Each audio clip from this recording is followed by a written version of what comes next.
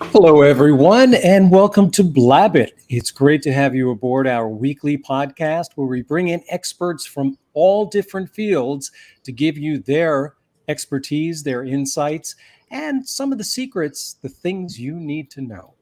For those of you tuning in for the first time, Blabbit, as we are known, is sponsored by Open Doors, which is your premier corporate platform for employee engagement. Get your employees talking, management listening, and let the magic begin.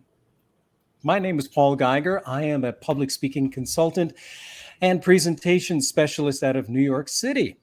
I work with individuals on making sure that the messages that they convey land with their audience and that they feel really good and confident about doing it. Hey, Glenn, good to see you. Good to see you as well, Paul. Hi, everyone. My name is Glenn Ingram. I've been working for years to help people ask better questions, maybe listen better, so they can be efficient solutions providers. Let's not talk about sales training. We don't need sales. We need solutions. Good morning, Sam. How are you? Well, good morning, Glenn. I'm doing well. And it's thank you for having me on today. And I'll see what I can do to give Paul a case study of how not to communicate on the web. And I'm sure he'll have many, many helpful tips for me after the session. Well, you know, Sam, you realize that really what we do here is have a conversation. That's all that it ever is. So your level of comfort is really our pleasure.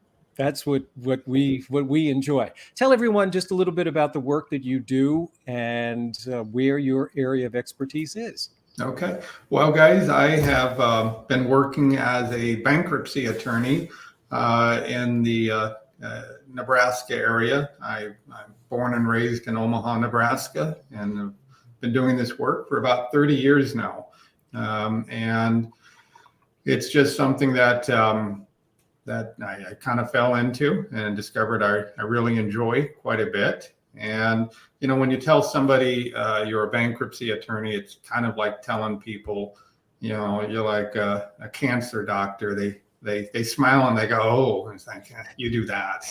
It's like, and it's kind of a, you know, like I'm a mortician. I'm a cancer doctor. I specialize in, painful dental surgery. But bankruptcy it's an interesting topic, and it's an area where we deal with people constantly, just essentially just trying to figure out, you know, where they're at, what their financial issues are, and we try to come up with solutions to get them unstuck, because we get stuck in life where it's like, where do we go? What do we do?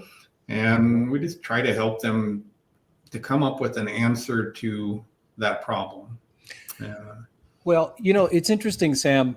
I was thinking, when people do come to see you, are most of them at the point where they've already thrown in the towel? In other words, that's it. I'm just going to cut my losses. And do you offer them other options? I'm assuming that you do, as much as you are a bankruptcy attorney and you want to help guide individuals through that process.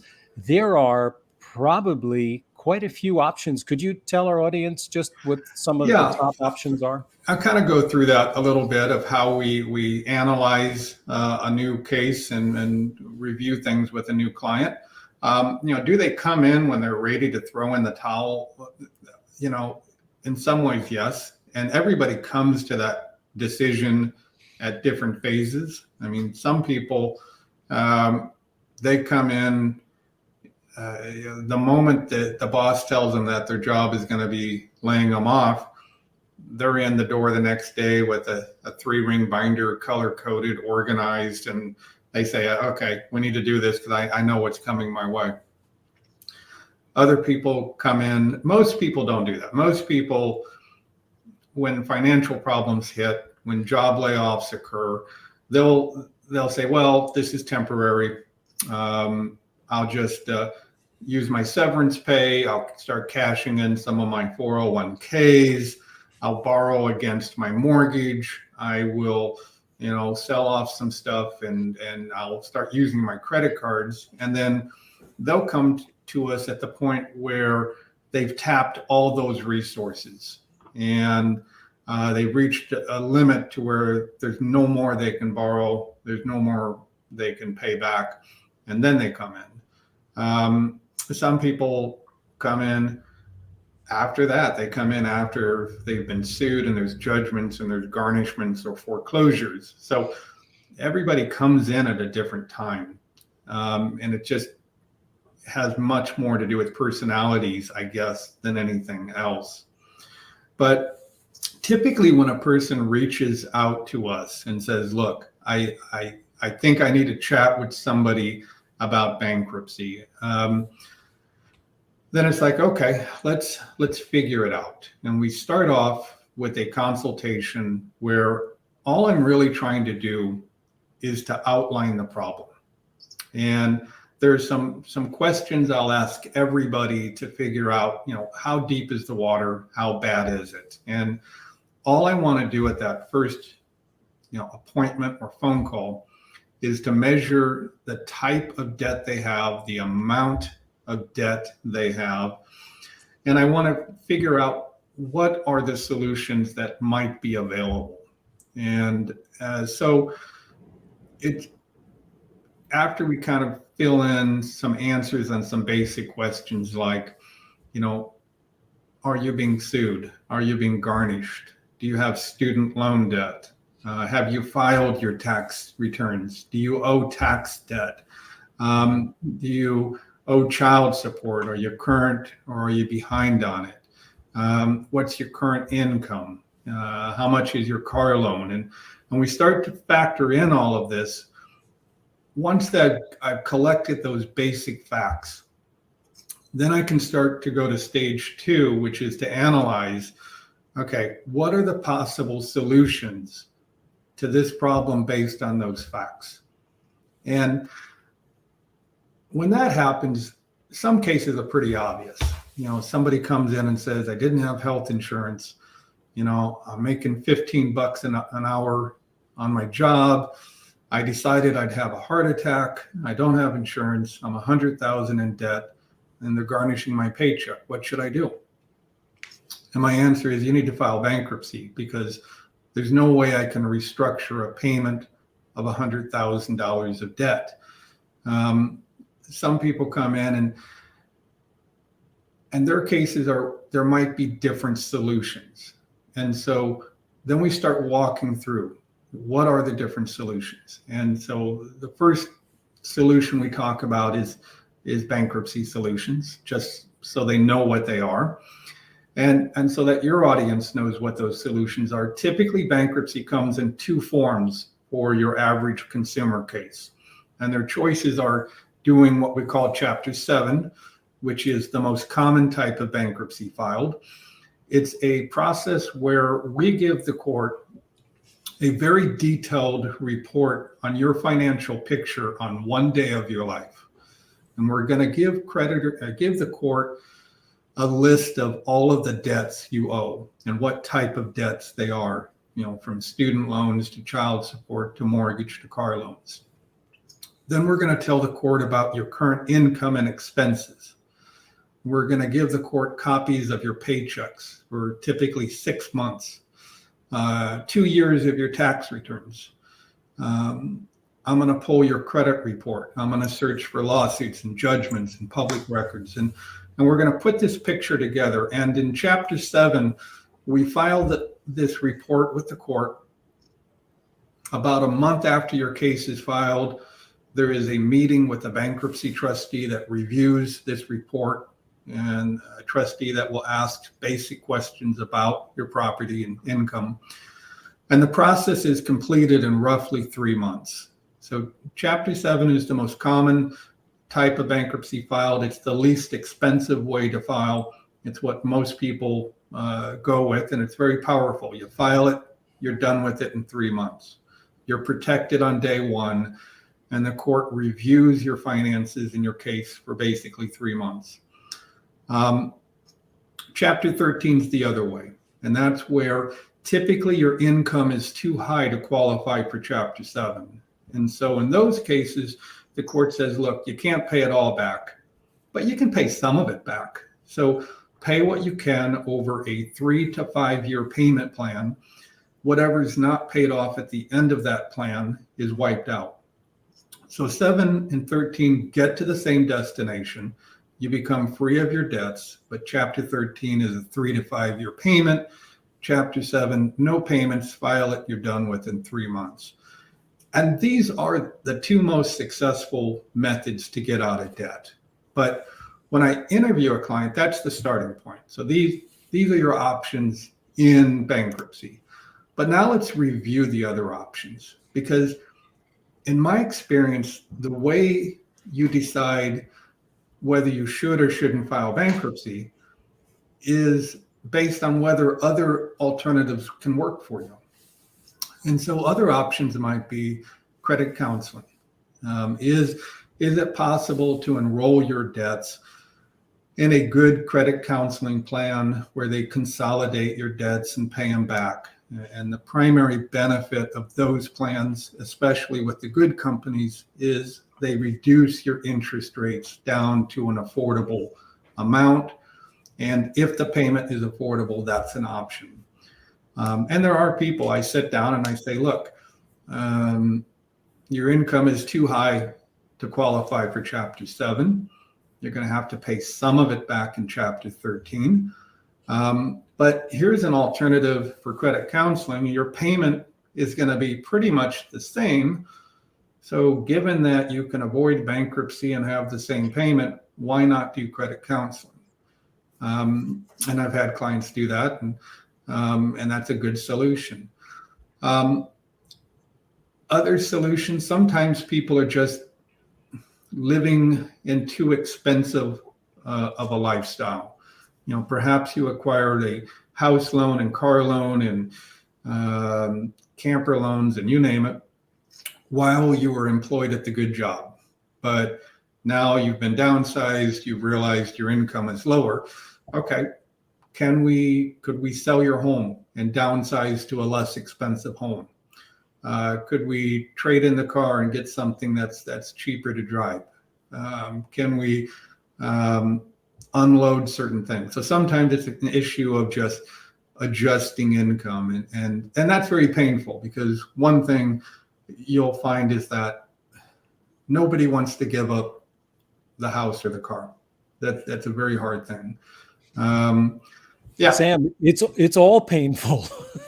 It's all painful. What you said about dentistry earlier was perfect. I mean, Yeah. and this is very insightful, but it literally is all painful. These situations, it's something you don't want to do. You have to do. Exactly, and sometimes it's a situation where it's not so painful. Sometimes it's, hey, maybe we can refinance that house of yours. Maybe we can tap into your equity. And I think somebody just mentioned that on the chat. Yeah, Lisa David also said they almost when her husband lost her job during COVID, they narrowly avoided bankruptcy by refinancing their homes and doing a little other belt tightening, it looks like. And that works.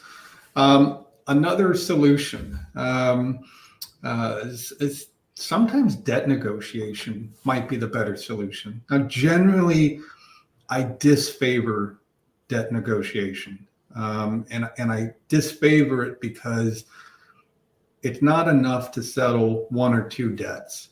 You have to solve all of the debts. And we'll kind of get into this and what's been happening in the credit counseling and debt negotiation industries. But from time to time, I'll look at a case and I'll go, look, we don't need bankruptcy. We don't need credit counseling. You have assets we can tap into.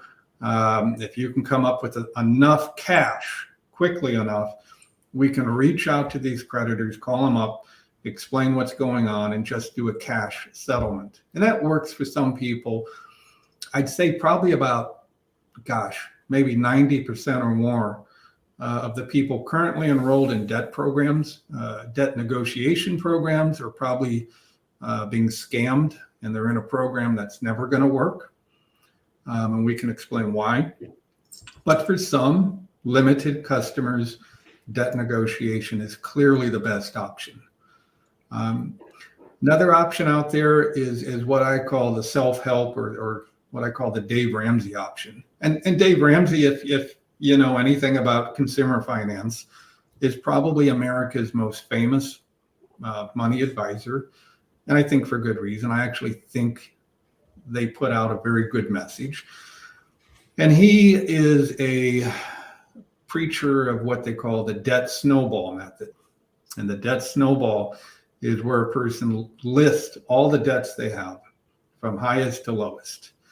And the program is you make the minimum payment on each and every debt. And on the smallest debt, you double down and pay extra. And you pay that off. Then you move up the list to the next smallest debt. And one by one, you kind of get the snowball rolling in your favor. And as you see, the list of debts gets smaller. Emotionally, you're charged up, you're fired up, and you just kill the list. And that program works for people who have enough income to make the minimum payments. When you don't have enough money to make those minimum payments, that system doesn't work. And so it works for many. I think the Ramsey people have a very good, feel for what's happening out there. Many people are just trying to keep up with the Joneses. They're living too extravagant, a lifestyle.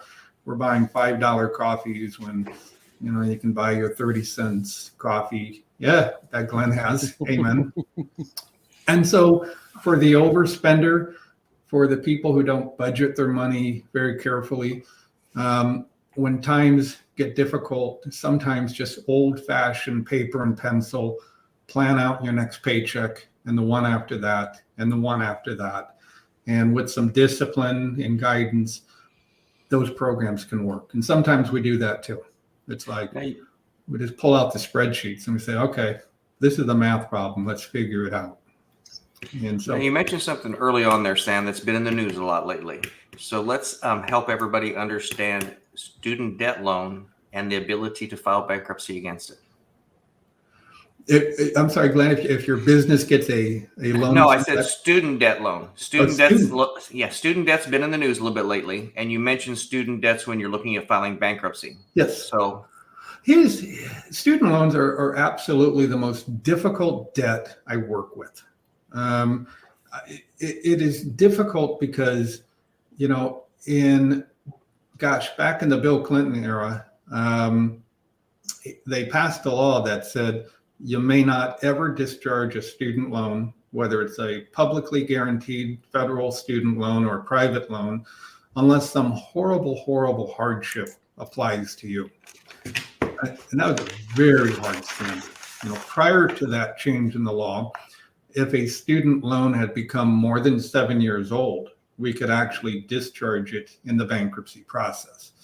But ever since that time, it's been something where almost nobody gets their debts discharged in bankruptcy on student loans because few people can show that the hardship is so bad as to allow it.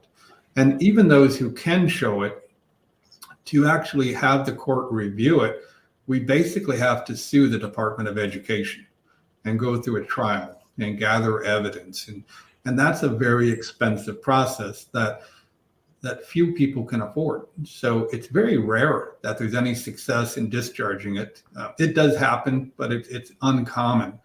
But what I see frequently is that what's easy to get in student loans are deferments. And right now, ever since COVID, I think our president has just deferred student loans once again until January 2023. You don't have to make payments. And it's easy to apply for deferments. So sometimes I'll sit with somebody who's like, approaching 50 years of age, and they've got, 50,000 of credit cards, and they say, or of student loans, and they're trying to decide, should you file bankruptcy? And it's like, I said, you can afford to pay your debts if you don't pay your student loans, but that's the one debt I can't wipe out. So maybe if we got rid of your credit cards, you could actually focus on paying the one debt I can't make go away. And so it is so common that right now, nobody's actually paying the student loans. It's not in their budget. But yet, if it were in their budget, all of a sudden they would face that money crisis, and they would need to look at things like potentially filing bankruptcy or settlements or something. So it's a really twisted, evil debt. And it's a debt where, it's such a wicked thing. You've got young kids who are going to school, and they meet all these cheery college counselors that say, you're going to have a great future and you're going to make so much money going to the Institute of Technical Studies or whatever factory they have. And very young, impressionable kids are signing up for what turns out to be, tens or hundreds of thousands of dollars. And they're coming out into the workforce and they can't earn the income to pay the debt. And so sometimes it's a debt we can address in bankruptcy. Frequently, it's a debt where it's a strong factor in deciding, what we do. Because in my initial consultations with clients, it's not just about how do we to solve this credit card debt. It's not just about, how do we protect the home, from late payments. You really have to look at the long term. You have to look at that person and say, how many more years do you have to retirement? And what's the goal? I mean, sometimes people have what I call Thelma and Louise retirement planning, where in that movie, you see at the end of it, they drive this wonderful convertible Ford Thunderbird right off the cliff because they don't want to get arrested and deal with all the consequences. And it seems like some people, I look at it, I go, are you actually going to own this house? Are you actually going to have money set aside in retirement? Or are you going to depend upon Social Security entirely? What's the long game? What's the goal? And I think for most people, the goal is actually pretty simple. Acquire a modest home and pay it off. Put some money in retirement so that, when your income goes down for that long retirement, you don't have to pay rent. You have a paid house, or you've saved up enough money to where there's a stream of income to pay your future expenses. Are we getting there? Instead, what people do is they focus on what's immediately in front of them. And they say, okay, I just have to get around this corner and I just have to solve this problem. And then I can save money. And if I get around that problem, then I can start to do this. And this is what I call around the corner thinking. And what happens is that you can spend 10 years or 20 years of your life just trying to get around the corner so that you can start to actually live a good life. And I think that type of thinking is very destructive. And yeah, you gotta live with that. Isn't time truly the thing that you need to value? Because if you take good practices and you multiply it by the amount of time that you do it consistently, suddenly you achieve things that you never thought were possible. As you were saying, I'll get around to it. But if you just decide to do it and stick with it, it's amazing the way that time begins to compound good behavior. It does. I mean, it's just a simple thing that you can't put off to tomorrow. If you're not doing it today, you're not going to do it. And, some people are just more naturally blessed with organization DNA than others. I mean, I'm a guy who starts off slow in my day, and as the day goes on, I get stronger and stronger, I guess. My wife is somebody who by 9 o'clock in the morning, she's got most of her to-do list checked off, and she's just a natural achiever and organized person. And so, I always joke with her. It's like, I know why I, was attracted to her. She was obviously this fantastically, beautiful and organized person. But then I look at her and I go, what is it you didn't have that you needed in me? Because I'm like disorganized and slow start and make it up as I go. That's just kind of how I go. But when it comes to finances, when it comes to figuring out, because what we're doing here is yes, we have a temporary problem to solve. We have debts in front of us that we need to overcome. But for so many people, it's not really a temporary problem. It's almost a lifestyle that nobody chooses, but we're locked in. And if you look carefully at this country, look what has happened with the job qualities in the last 30 to 40 years. When I grew up in a working class neighborhood in Omaha, and it was full of, we had like Omaha's famous for Omaha steaks and cattle, and I think our license plates say we're the beef state or something like that. And there are actually more cows in our state than people. And so in Omaha, they had these huge stockyards and just acres and acres of cattle in these stockyards, which would then be processed in all the meat processing plants in Omaha. And my grandfather had worked in such a plant for like 50 years. There were lines of trucks bringing cattle to Omaha that would stretch for miles and miles and miles. And there was a bar on every corner of that street.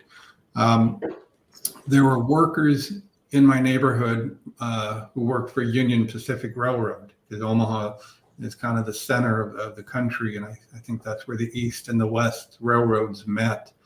And so there was all these people I grew up with who were blue collar workers who worked for the same company for decades. And at the end of it, they had a pension. They had healthcare programs. It was just the thing. Today's workers don't have that. It's so common today that we change jobs, every 3, 4, 5 years, you got a different job. You don't have the old-fashioned pension. The old-fashioned pension said, when you reach a certain age, you're going to get a monthly check for the rest of your life. How many people do you know who actually have that? It's rare. I mean, it used to be if you worked for the government, you'd get that. If you worked for a big corporation, you would get that. But even there, most big corporations give you 401ks. And the problem with 401ks is you can borrow against them, quite a bit, and you can cash them out. And so a lot of people should have big money in their 401k, but every time they change jobs, they say, well, I'm going to cash it out. I'm going to take this cash. I'm going to pay off my stuff, and I'm going to start up a new pension. And even government workers are switching to some type of a thrift savings plan or 401k plan or 403b plan, and they're not going to get a guaranteed payment for the rest of their life. So what's happening in this country is we're going through a situation where unless you have the skills given to you by your parents and your family and your neighbors to teach you how to be self-disciplined so that when you retire, you've got some money set aside, you've got equity in a house, that you're going to be okay going through what is increasingly an extended retirement, because, medicine is so much better. People, not uncommon to live into your 80s and 90s. My father's going to turn 89 here in a month, and it's like he's doing pretty good. And so if you retire at 60 or 65, you could be facing 30 years of no job income. And are we ready for that? The answer is no. And so when we sit down on these decisions, what should I do? How do I get out of this debt problem? Yes, it's about today, because I can set up a debt solution that gets you out of debt in 5 years. But that's 5 years that you have lost in achieving your retirement. 5 years that you have lost in paying down your mortgage. 5 years you've lost in saving up an emergency savings fund that all of us, in theory, should have, because every financial planner I know says part of your financial plan is to have 3 to 6 months of your living expenses in cash. So when you meet somebody with no cash, and I was just chatting with a 46-year-old gentleman today, no savings, no retirement, no cash on hand. He didn't really have a ton of debt, but he also didn't have a future because, quite frankly, that's a painful thing to look at. So we avoid it. And part of the process here is to get back to looking at the long term. Now, if you're a 25-year-old kid and you need to go through a 5-year program to get out of debt, fine, you can do it. When you're a 50-year-old, man or woman, and you're going to spend the next 5 years of your life paying off 40 grand of debt, but today you don't have any money in retirement, is it really a wise decision to dedicate the next 5 years of your life to just paying off debts? And it's going to vary from person to person, but a lot of times I look at this and I go, you need to get rid of these debts because you're way behind on the savings game. So that's a big factor. You can get out of debt, but you could have dedicated that money to paying off your student loans. You could have dedicated that money towards, other things which are equally important, because sometimes it's not a question, of whether you're going to pay stuff, it's who you're going to pay. You just reach that point where you're overextended. And the only question is, to which person are you going to break your agreement? Are you going to break the agreement you made to your kids when you promised them that you would be strong for them and provide for them? Because quite frankly, we do that. It's like, are we going to dedicate our time to paying credit cards and their 30% interest rates? Or are we going to dedicate our time to maybe putting some money aside so our kids, have a good school?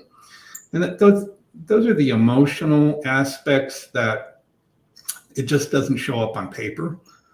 And so each person's different. And I guess I'm a little different. I like to take in a broader picture of who am I dealing with? What are their goals in life? Probably the most emotional ones is when you talk with a young lady in her 30s and maybe they're married or maybe they have a boyfriend, and you just get a feeling that when you talk with them, you get the feeling that, okay, I'm going to ask the question, if you were debt free, would you be having your second child? And that's when people get really teary and they go, yes, we want to have another kid, but we just don't think we can afford it. And at that point, it's like, it's an easy decision. You only get that chance once in your life.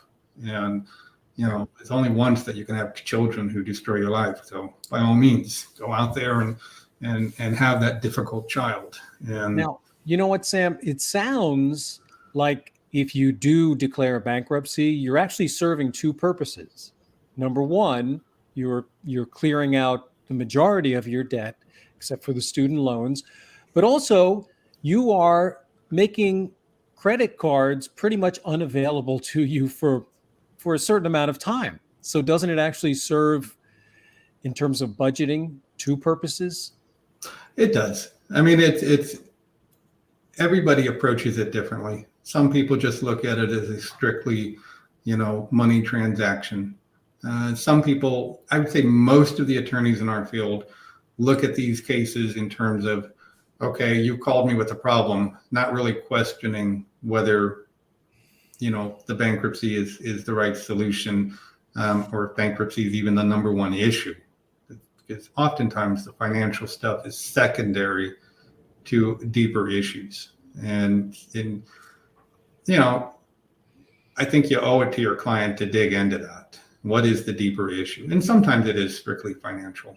Sometimes it's just stuff happens. I had a client, super organized people, wonderful people. They had left the military and they thought that they had checked all the boxes to have health insurance going forward. And it didn't get checked right. And so the fella had no insurance. And then his wife had a recurrence of cancer.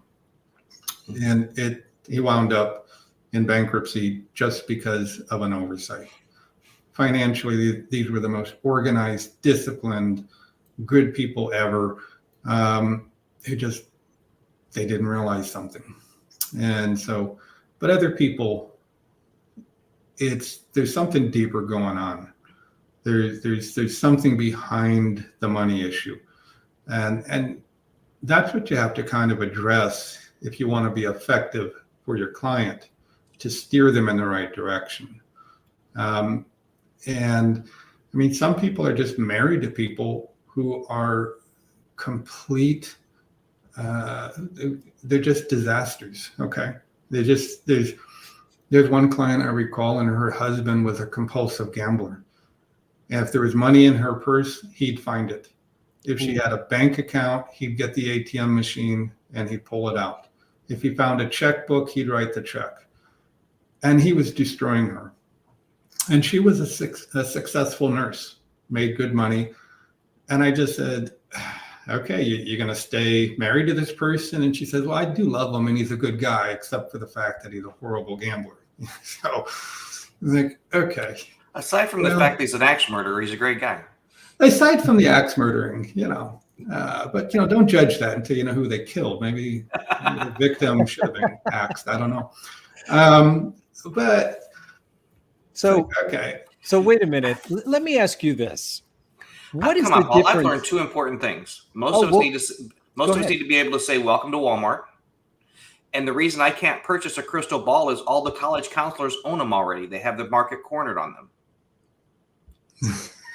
Thank you for that, Glenn. Just wanted to reiterate 2 prime points. Go ahead, Paul. All right, let me ask you a really basic question, Sam.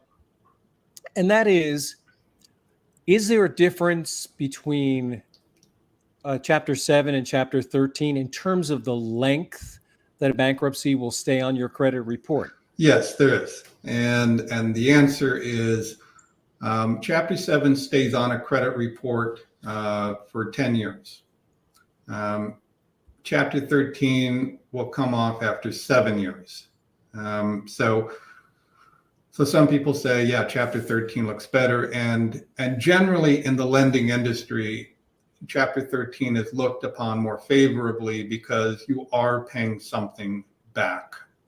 And so that part's good. Now, my personal take is the sooner you're done, the sooner you're done. The sooner you're out of bankruptcy, the sooner you can rebuild credit. And who would I rather lend money to somebody who just finished a 3-year Chapter 13, or somebody who 3 years ago filed Chapter 7, but in the past 3 years has done nothing but save money and build credit? And so it's a subjective thing. And so I always, my view on it is if you qualify for Chapter 7, go that way. Because and if, I have had clients who say, nope, I incurred this debt. I'm going to pay back what I can. I know I qualify for 7, but put me in a 13. And that's fine. I mean, and I respect that quite a bit.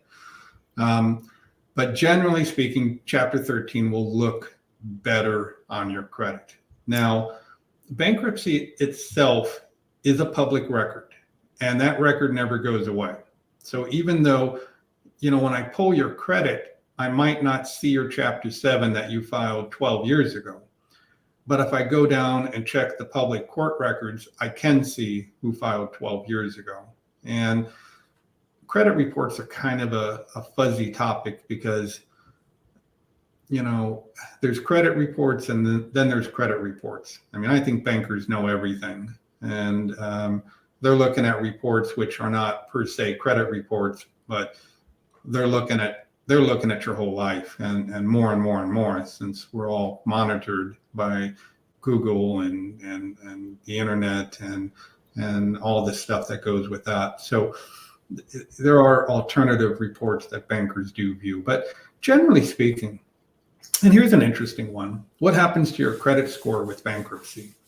And when we prepare a case, one of the first things we do is we pull your credit report, and we pull a specialized report that gives us TRW, TransUnion, Equifax reports, but it also has some special data in our reports that we obtain. And one of the factors on it is a predictive credit score. and they will tell us where they predict your credit score will be a year after bankruptcy. And actually, for most people, their score is higher a year after bankruptcy than on the day they file. And that seems counterintuitive. How would bankruptcy help my credit?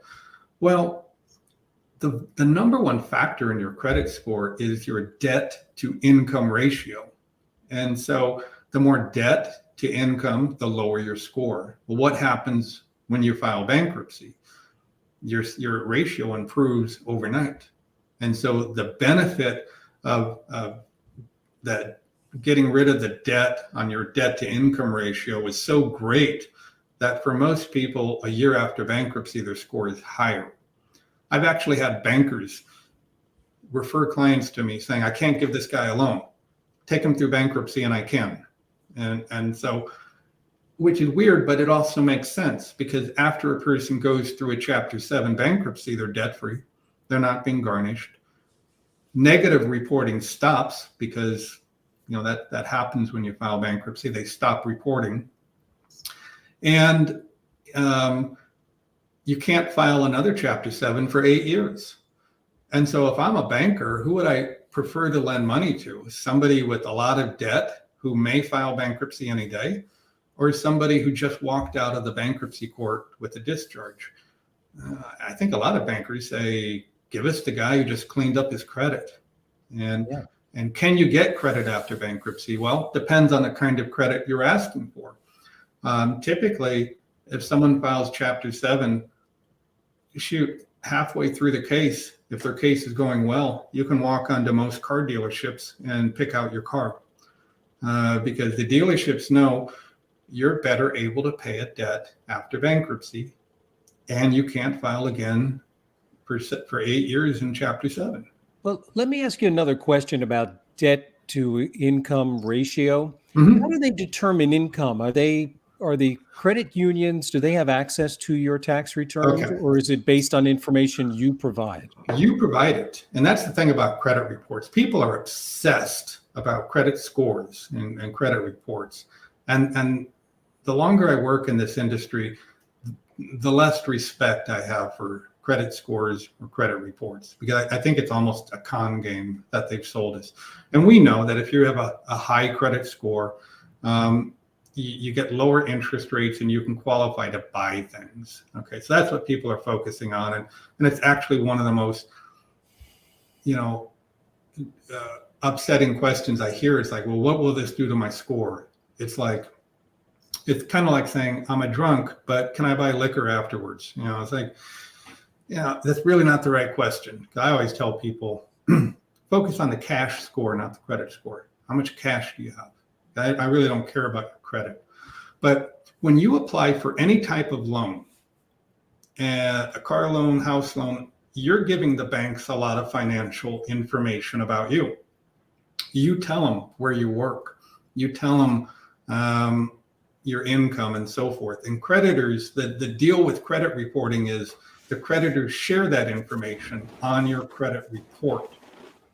And so people ask me, it's like, well, how do they know where to garnish me? And I say, you told them. And I go look at your credit report. And people can get a free copy of their report by going to this website called annualcreditreport.com. And once a year, you can get a free copy. Seems like a lot of people use this Credit Karma app on their phone, which gives it to you as well. And I think you have to watch advertisements to have the app, but it works. If you look at your credit report, it probably says, your employment, where you've worked in the past, and maybe you're working there now. It doesn't tell me your income, but this debt to income ratio, which comes into your FICO score, your FICO score. And you can learn about that by going to a website called myfico.com. And they actually tell you how they score people. It's not that complicated. The biggest factor is how much debt to income do you have? And then other factors are you paying debts on time? And how much do you owe in debt versus how much could you owe if you maxed out all your credit? So if you don't owe much, but you could owe $1 million, then you're disciplined. But if your max credit is 50,000 and you owe 60, that's not good.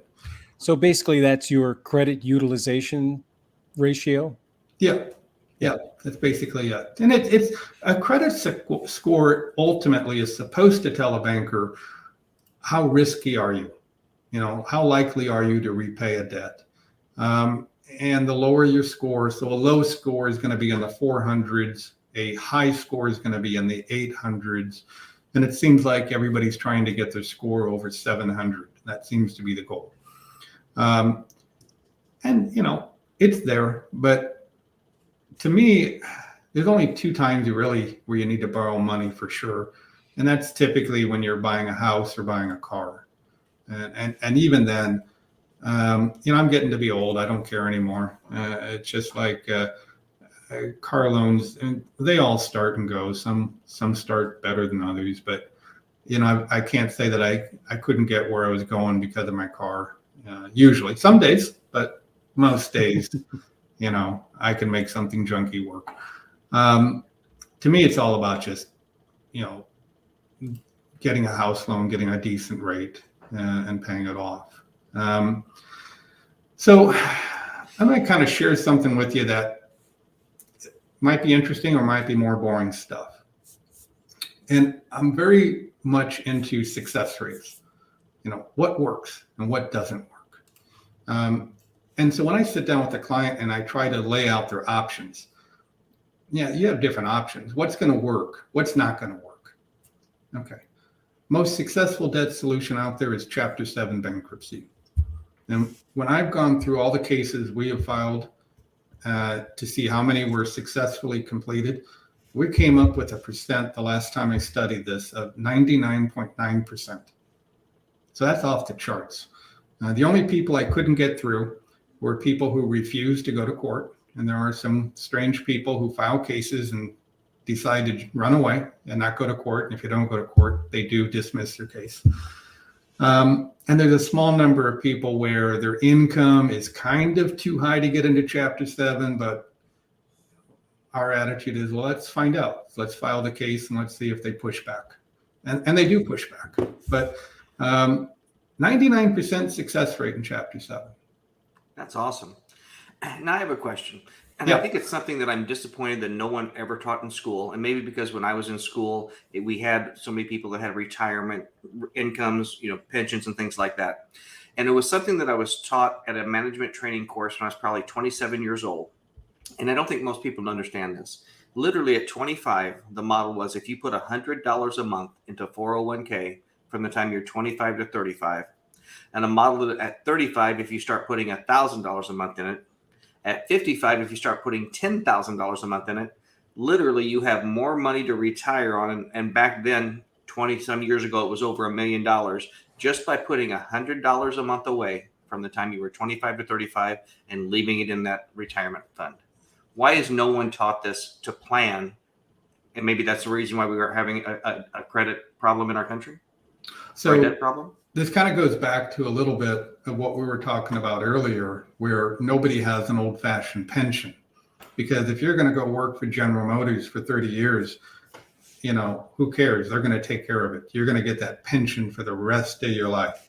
But in this new era that we're in, where it's all on you, and if you had a good family teacher, good parents who taught you, or an uncle or an aunt or somebody, all right, you'll do fine. If your siblings are on the right track, you might goof around in your 20s, but eventually you'll get on the right track.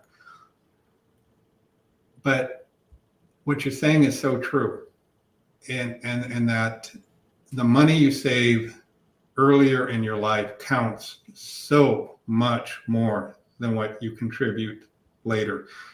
And there's something I do with young clients when I meet them, or with clients who, honestly, they just don't see a future. And it's just about, I just want this problem to go away. But there's kind of this dark cloud that hangs over them. And they don't see themselves winning in life. It's just about, all right, take the thorn out of my foot here so I can walk. So if I have a young kid, I'll ask them, It's like, all right, you're in your 20s. Would you like to be a millionaire when you retire? And of course, they just sheepishly smile and they go, well, sure. Yeah, I'd like to be a millionaire. Who wouldn't like to be a millionaire? And so I go, well, how much a paycheck would you have to save? How much a month would you have to save to be a millionaire? And they think about it. And I get answers like, I don't know, $1,000 a month? That's a good guess. And I said, I'll tell you what, you're in your 20s. You're going to retire in your 60s. You got 40 years. And, maybe you're paid every week, maybe every 2 weeks. And the answer can vary based on the performance of the stock market. But if you go back 40 years ago and had you invested a lousy $100 a month in the stock market, just broadly investing in like an index fund or something like that, especially in cases where your employer matches that contribution, you wind up with a tremendous amount of money. Can you be a millionaire on $100 a month? Yes, you can, depending on market results. I think over the past 40 years, our markets have done like 10 or 12% or something like that. And even if it's not a million, what if it's $500,000 or, that's still a lot of money. People don't understand the compounding of interest thing. And here's the deal. I think somebody once said that whether you think you're going to win or lose, you're right. And when I don't feel like my efforts are going to result in winning, what's going to happen to my efforts? It's going to go down. If you don't think that the system works, if you think you have to, occupy Wall Street and it's all corrupt and no matter what, you're going to lose, you're not going to put your efforts in it. You're going to, and this is what I see of too many people.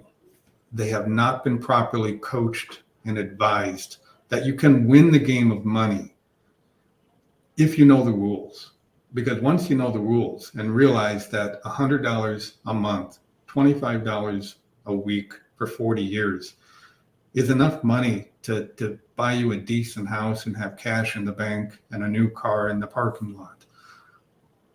That's a great start. That's a great vision of the future. And once you understand that, I've seen people where it's like, you're kidding me. That's what $100 a month will do. That's what $25 a week will do.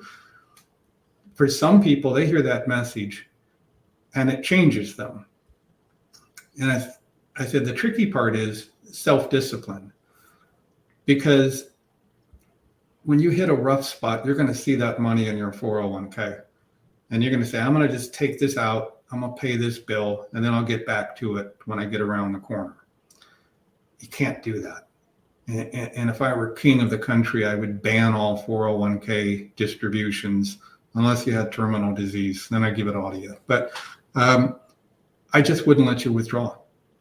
Until you have $250,000 saved up in your 401k, it should be illegal to pull money out, because even though you do have a legitimate short-term need, that's what life is. It's just nothing but short-term crisis after short-term crisis after short-term crisis. And a crisis to me might be, we need surgery. A crisis to one of my clients might be, my daughter needs high school pictures and it's $1,500. And I get it. On an emotional level, that's huge. But you have to, I think people have to see a future. They have to see success. And you have to I want people to leave the process saying, look, something happened, you hit a bad spot, but based on your age, based on the number of pay stubs left in your life, you can have a fantastically successful life if you follow these certain principles. And if you understand some important concepts like every dollar you put in a 401k is protected from creditors, unlike other bank accounts. And your 401k amounts are protected. Your pensions and any kind of a qualified retirement account is protected in bankruptcy. And so it might, for some people I meet, it's like they have chronic conditions. They have chronic medical conditions, and it's not going to be their last bankruptcy. So today we're going to clean up what health insurance didn't pay. But 5 years down the road, they're going to be back and we're going to have to do another case. And it's like, okay, that's how it goes. Knowing that, pay yourself first. Put money into your retirement first. Put money into your kids' college fund first. Pay down your mortgage first. And not to be a selfish person, but if you don't pay yourself first, nobody else will. And yeah, if you don't watch out for yourself or take care of yourself, like you said, no one else will. That's been a great show, Sam. The time has flown by again. Thank you very much for joining us. If anybody would want to reach out and maybe ask you some questions or contact you directly, what's the best way to do so? Well, probably the best way to reach me is to email me. That's not how we all work. And you can reach me. We have a website at samturcolaw.net. You can email me at sam.turco@samturcolawoffices.com. Or you can pick up the phone and call us at 402-614-7171. Awesome. Well, thank you a lot, Sam. We appreciate you sharing a lot of this insightful information. May not have been the most exciting to some people, kind of like talking about cancer, but definitely information that people could probably use. Very good. It's been fun, guys. I appreciate it. Yeah, these are definitely things that we need to hear. So really fascinating, Sam. Great show. Thank you, guys. All right, everyone. We're going to have a reel next week for the holiday, and then we'll see everyone back here in 2 weeks. Same time, same channels. Take care, everybody.